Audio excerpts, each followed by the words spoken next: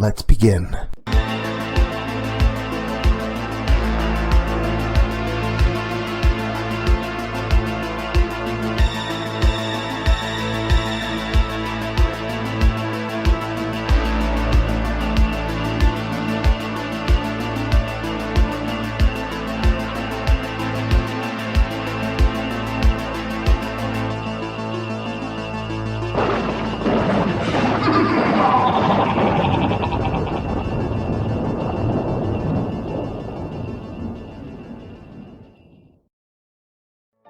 Hey there, scary story fanatics. Welcome back to Cleaving Thought from Bone with your host, Sociopathic. On Merry Christmas, or Happy Holidays. I mean, not everyone celebrates the same thing, and some have their reasons to avoid the season altogether. So, strap on your snow boots and prepare to wade through the darkest night that Doughboy420 has ever dismembered.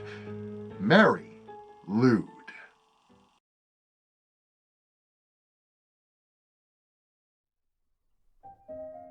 It was a couple of weeks before Christmas in my little town.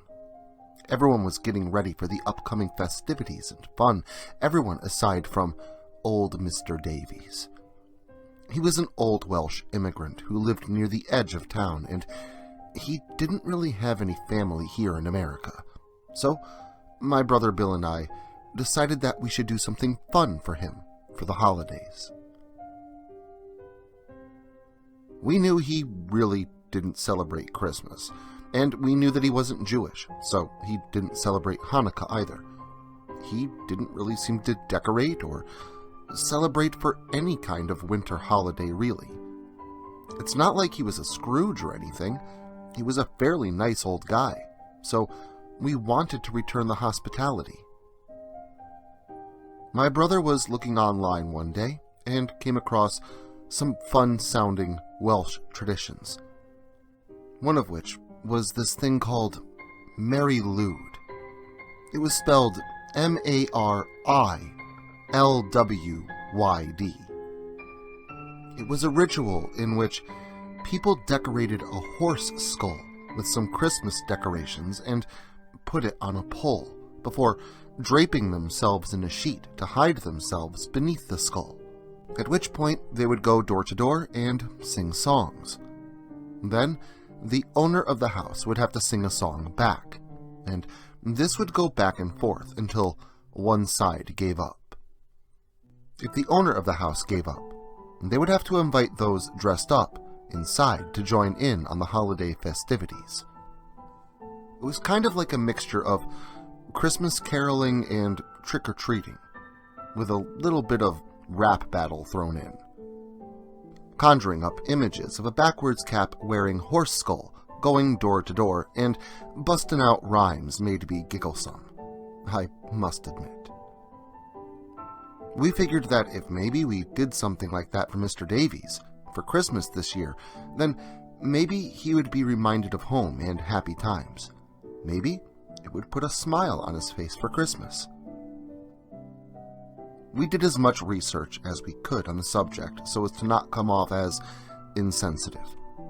We wanted to be sure it was from an area that he was actually from and not some obscure tradition that he wouldn't know about. But what we found was more on the practice of it, but relatively little on how it originated. Some people believe the horse skull represents the donkey in which Joseph and Mary rode upon in the Bible. Going door to door, singing for entry, is like what they did, seeking a place for Jesus to be born, which is what I chose to believe. But there were other beliefs. Beliefs that the tradition had a much more sinister and violent origin from some pre-Christian culture, or that the skull draped in a white sheet represented a death horse that ushered in an entirely different holiday altogether with Samhain, or as we better know it today, Halloween. It was a really interesting read, and the more we researched it, the more we wanted to do it for Mr. Davies. We also yearned to know more about it, and we figured that maybe he would know something about it that the internet didn't. First things first, though, we had to find a horse skull. We knew that we could have ordered one online, but we were limited on funds, so we did the next best thing we could think of. We went to the local Morton farm and asked old Mr. Morton for a skull. The guy was kind of weirded out by the request, and rightfully so. But nonetheless, he said that he would pull one out of the carcass pit for us. This was lucky for us, because I didn't want to be rummaging around in a place where he threw rotten meat and the carcasses of dead animals to keep predators away from his livestock. I was willing to sacrifice some time and effort for a friend, but not so much that I was willing to go diving into corpses and sacrificing my lunch. Sometime later, old Mr. Morton came back with a skull for us. It still had a little bit of meat on it, but it was mostly picked clean by wildlife. So we still had to do a little bit of the gross work by boiling off the rancid meat from the bone and bleaching the skull to a pristine white. After the dirty work was over, then came the fun part, decoration. We placed the skull firmly on a post and began painting it.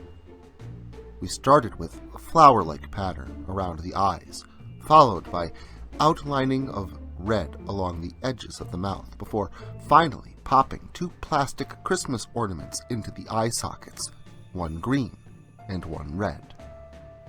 We finished it off by draping it with a white sheet. After all was said and done, to be quite honest, the thing kind of looked like a cross between a sugar skull and the Joker. It was more creepy than endearing, and we feared that it might be a little much. But we decided to go with it anyway, and hoped for the best.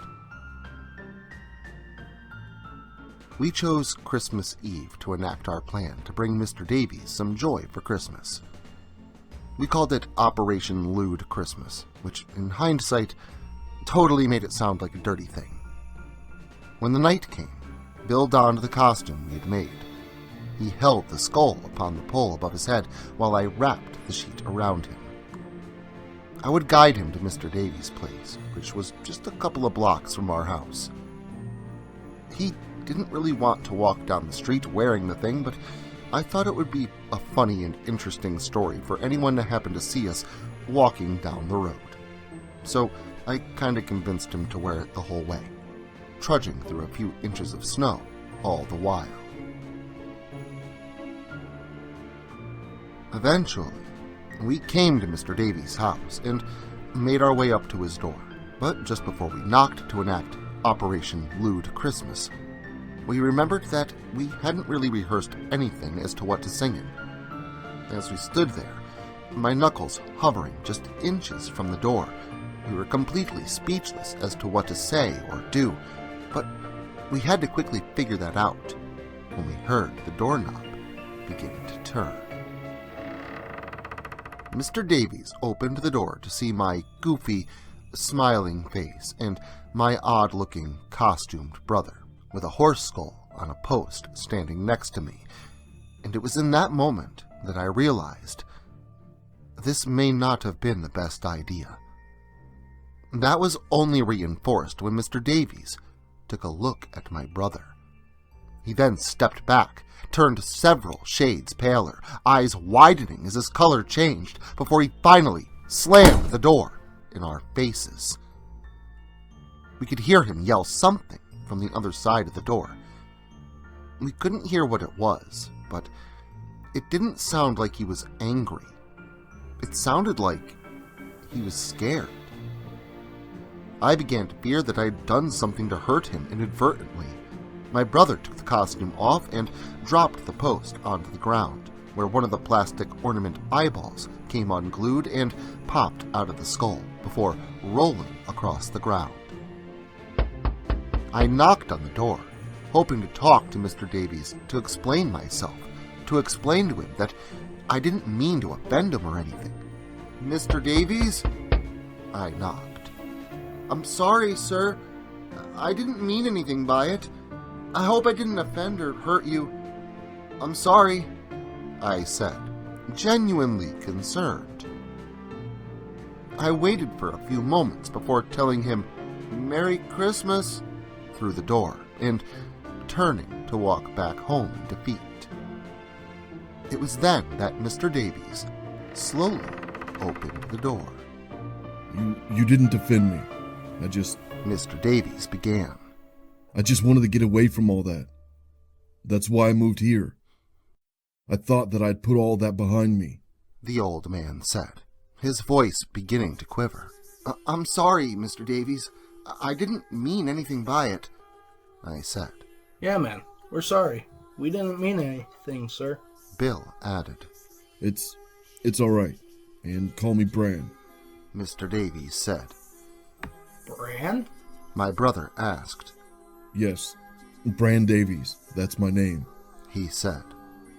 You can come in, but leave that thing out here, please. He finished, inviting us inside. We happily obliged, leaving the costume outside in the snow, and inside we continued to apologize, even though Mr. Davies, Bran, had forgiven us. He offered us some tea, and we talked for a little while before the conversation led back to the old tradition that we had brought to his door. So, I said, if you don't mind me asking, why did you react the way that you did when you answered the door? I asked him. I thought that I'd left that behind me is all. Bran answered. That's a pretty heavy reaction for just wanting to leave that behind you. Bill spoke up. Bran sighed. One night I heard a knock upon my door. I believed it to be people like you celebrating the holiday. When I first opened the door, that is what I saw, the figure of the horse at my door. But I quickly realized that this massive thing was floating at my doorstep, and it was much too wide to have a human underneath. It didn't sing either, not really. Instead, it asked me a riddle in rhyme. Its voice sounded like 100 souls all speaking at once. Bran continued, his voice shaking. What was the riddle? Bill asked. It was then that the three of us were startled by the sound of 3 loud bangs on the door.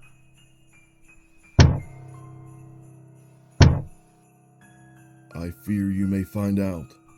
Bran answered. Suddenly, the front door swung open violently, slamming against the wall. In the doorway stood a tall thing. It was hunched over in the doorway, and its wide shoulders expanded past the frame of the aperture.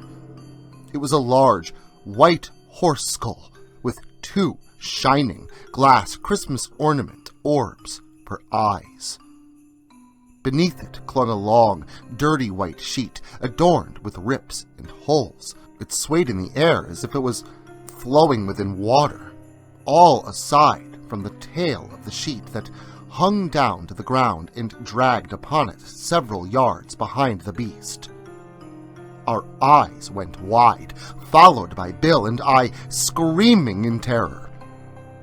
He would tell you that he kept his cool the whole time, but he's lying. He nearly pissed himself in fear of this thing. Then the monster leaned forward toward us, sticking its head far inside the doorway, but leaving its body outside. Like the devil's heart, yet I am from heaven above. I am a work of art. I am like a dove. I can't fly, but I can flutter. Or you can find me muddy in the gutter. The horse skull monster spoke in rhyme, sounding like several whispering and hissing voices, all struggling to dominate over the others. All of us just stood there, completely motionless and silent. We didn't know what to say or do, and to be totally honest, Bill wasn't the only one about to pee himself. Then Bran jumped up, his chair being thrown back upon the floor by the force of his legs, standing in outrage. You were cold. You were from the sky. You were snow. You are white. You cannot fly. You only fall. Now be gone, out of my sight. Bran shouted at the beast, who then withdrew backwards out the door and flew into the darkness. The wind slammed the door shut behind it. A few moments of silence followed as Bran breathed heavily, retrieving his seat and sitting back down. What in the Holy Mary Mother of God was that? Bill asked in shock. That was the thing I was talking about. Bran answered. Was that the riddle? I asked. Bran answered no, and he immediately noticed the confused and terrified looks upon our faces, so he began to explain further. I couldn't answer its riddles years ago. Before it could get any further, I slammed the door shut and locked it tight. I ran and hid in my bedroom. I could hear it pounding upon the door, scratching through the walls and windows outside, seeking desperately for entry. But I hid there, curled up in the corner until daylight. I thought it was over, but it came back the next night, and then the next, and the next. For over a week straight, that thing haunted me, until finally it stopped without warning. It went away, but I'm afraid I wasn't the only one it visited over those nights. Just over a week's time, a dozen or so people went missing, and I knew that this thing did it. And also, I knew it would come back someday. With everyone around me celebrating a holiday where they dressed up like this thing, I didn't feel like it was a good idea for me to stay there, constantly reminded of the horror that was, and the horror that was to come. So I left my home. I left the entire country of Wales behind and came here, to America, to start over where people don't dress up like horse ghosts. However, I still feared that it would come back, and rightfully so, as I see now. Bran said. Sorry about that, man. Bill interjected. So, Bran continued. I studied everything I could in books and then on the internet. Over 2 decades, I read up on every riddle that I could, so that if it came back, I could answer its riddle and save myself. But now, I fear that you two are also involved, and this thing may have more than one riddle for us. I was lucky last time. I don't think I'll be as lucky again. Bran explained. And you have to answer it in rhyme? I asked. Well, I would assume so, given that Mary Lywd involves a battle song. I have no other evidence to support that theory, but I figure with matters such as these, it's better to be safe than sorry. Wouldn't you agree? Bran answered. Yeah, I nodded, turning up my bottom lip in agreement. I would say it's a safe bet, I added. And then, the scratching began. Long scrapes against the siding of the house and short screeches across the glass, all around us, all at once.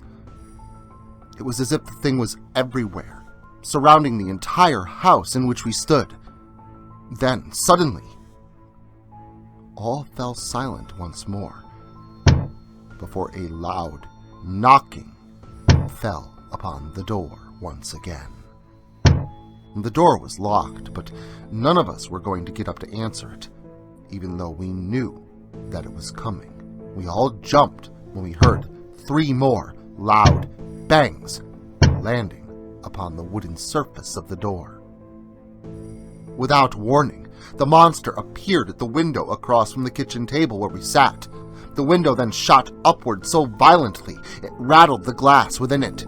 In just mere seconds, the creature's long face slid past the opening and stretched its body toward the table. The majority of the thing still stood outside, as if it were unable to completely enter, not without getting permission through the failure in answering its riddles.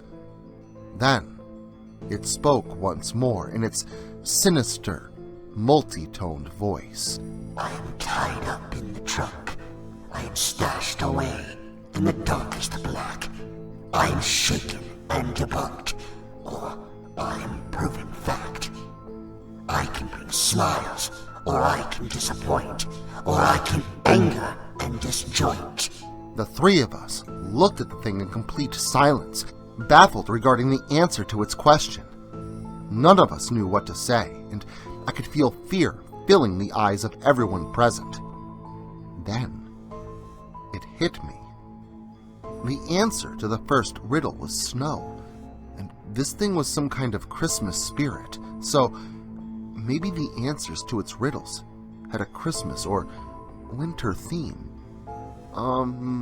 I began, trying to think quickly. I am brought home in a car. I am hidden away from a child. Gifts are shaken to find out what they are. A Christmas present can bring a smile, or if it's unpleasant, it can bring a frown, or a present can make one jealous and turn their world upside down. I finished, my body shaking at the fear of what was to come. The creature grew so close that I could feel its icy breath upon my skin, and I feared I was wrong with my answer. But suddenly, the creature withdrew out the window and disappeared backward into the darkness of the forest behind the house. Bran quickly got up and rushed to the window, slamming it down shut and latching it tight before moving to the next window to do the same. Don't just stand there, He yelled. help me lock all the windows. He added, running from window to window. Bill and I did exactly as he said and locked up every single one that we could find. I couldn't believe that my answer had actually worked. I had made sure to let both Bran and Bill know the conclusion that I had come to. The answers to the riddles seemed to have a Christmas theme to them, so I made sure to keep that in mind. We knew that the night wasn't over. This thing waited over 20 years to find Mr. Davies, and it wasn't going to give up that easily. It was then that I was hit with a sudden and very urgent need to use the restroom. I figured that I'd better do it now while things were calm. Bran, can I use your bathroom, please? I said. So scared you gotta pee, huh? Bill snickered. It's upstairs on the right. Bran answered. Thanks, I replied, quickly making my way up the stairs so that I could relieve myself. Unfortunately for me, I was just starting to do my business when the scratching and clawing began once more. I could hear it outside, slowly approaching the upstairs where I was. It was as if it knew that I was up there. I tried as fast as I could to finish up emptying my bladder, and I managed to do so. I zipped up my pants, and when I looked up to see the small window over the bathtub, I assumed that something that big couldn't possibly get through that window. But I assumed wrong. The tiny window then flapped open, and I watched as the horse skull cracked and broke. The broken pieces clung together, but it managed to make its horse head small enough to fit through the tiny opening before it reformed back together into its original shape once on the other side, squeezing its way through like a monstrous baby being born, until its entire head was through, allowing its wispy body to easily pass through behind it. But again, the majority of its body was left outside. I quickly ran, screaming down the stairs where I found the others. I didn't expect at all what happened next, as the monster's body stretched out and passed around the corner of the door, before slithering down the stairs behind me like some kind of ghostly snake. Then, it finally stopped, hovering before the trio of us, pinning us into a corner without any chance of escape. If we couldn't answer its riddle, there would be no way out for us. Red as blood, white as snow. In a farmer's field, my parts grow.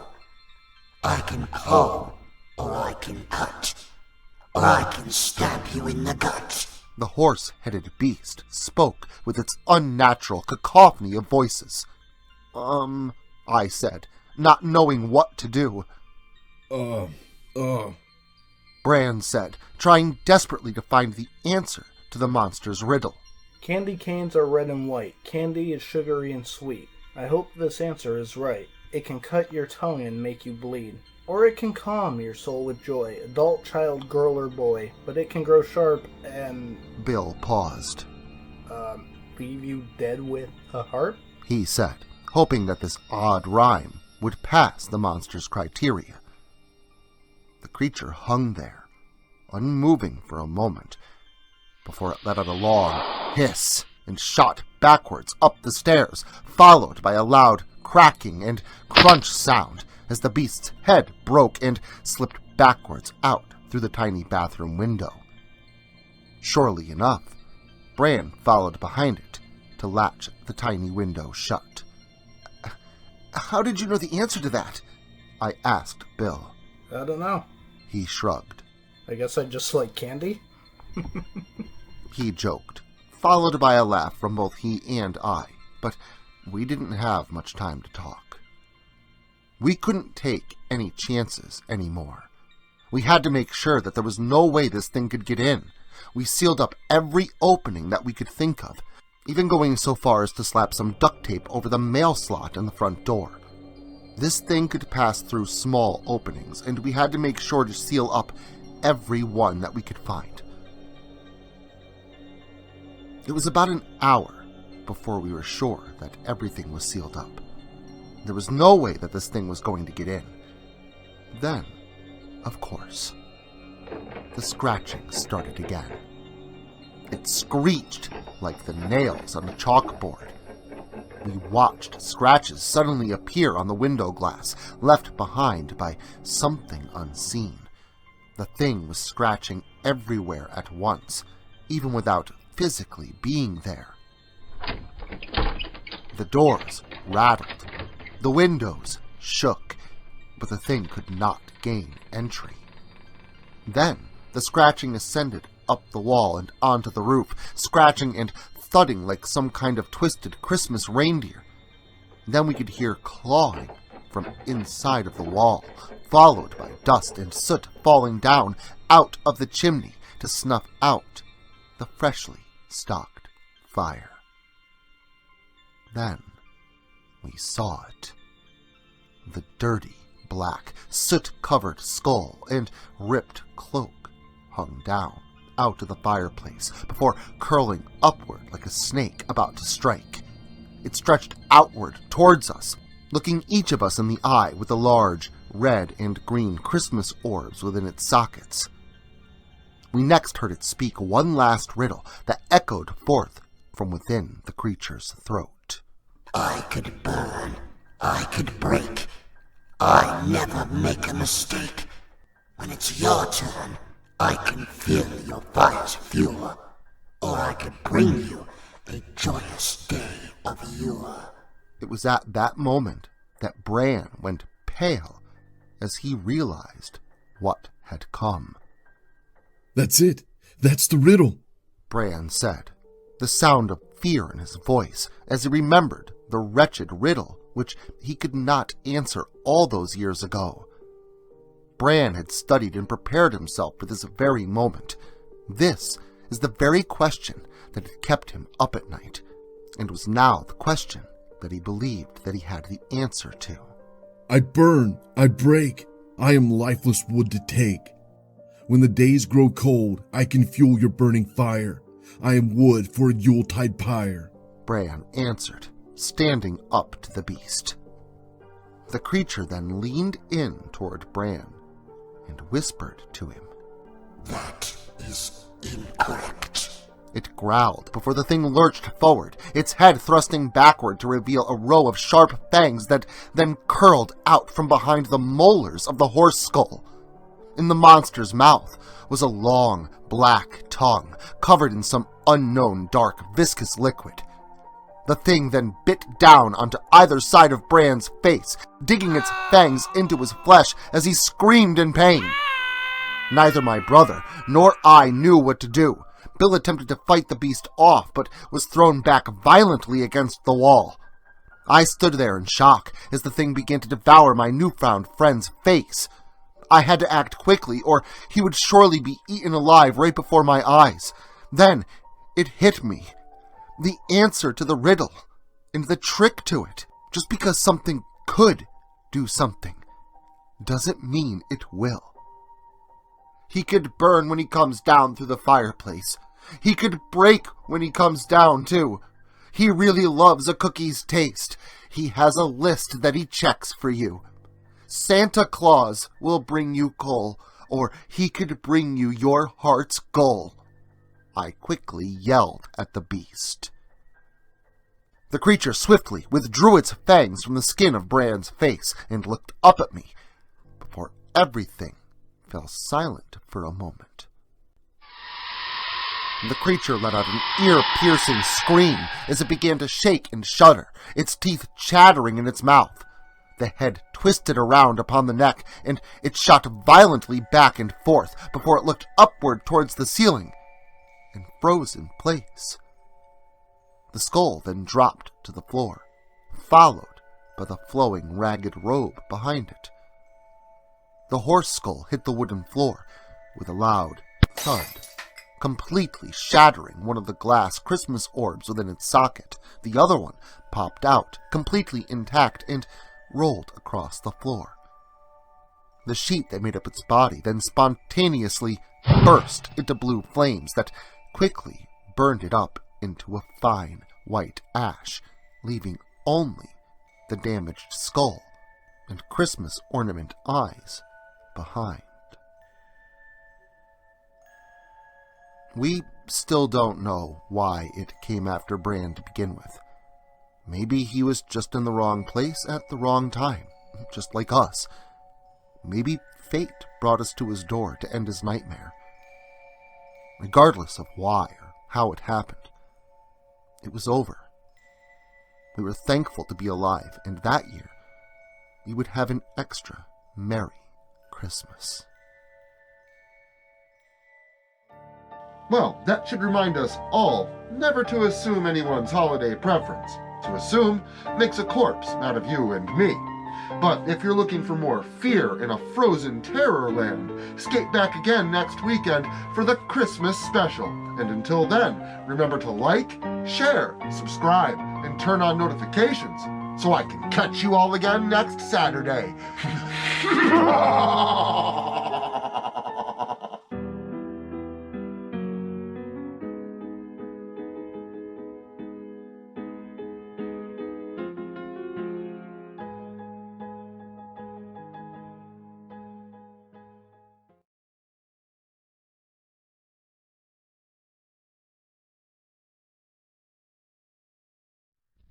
Social media can be very unpredictable, especially regarding horror content. If this content gets removed, all new content will be simultaneously presented on various websites provided in the description to this video. Make sure to follow me in other digital spaces so that you never miss out on the terror. Also, if you like this video, make sure to leave a comment and hit the like button. It helps the channel a lot. If you're new to the channel and you enjoy what's here, consider hitting that subscribe button and the notification bell so that you never miss an upload. Writing is a dream of mine, and it's all of you that make that dream come true.